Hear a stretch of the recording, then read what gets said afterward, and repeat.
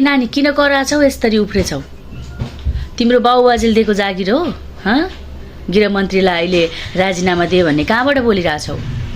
देश बनाउँछ, देश गर्छ भनेर जनताले उठाएको मान्छेलाई तिमी कहाँबाट आछौ? हेर्दा त जेन्जी जस्तो देखिन्छौ। केसको लागि नाम कमाउन गएको हो कि त्यहाँ गएर हल्ला गर्न गएको हो कि तिमीले के गरेको तमसा यस्तो?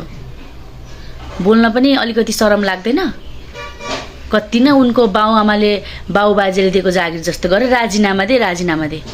राजीनामा त अब तिमीलाई दिनुपर्ने जस्तो छ। तिमी त्यहाँ देशबाट तिमीलाई राजीनामा निकाल्नु पर्ने जस्तो छ। अब त्यसरी बोल्छन्? अलिकति दिमाग छ कि छैन? कति ज्यान गए, कस्ता मान्छेहरू नोक्सान भए, अलिकति सोचेछौ तिमीले? दुनियाँभरि नौटङ्की र तमासा देखाउन सुरु गरेका छन् एमालेका भुसियाहरू।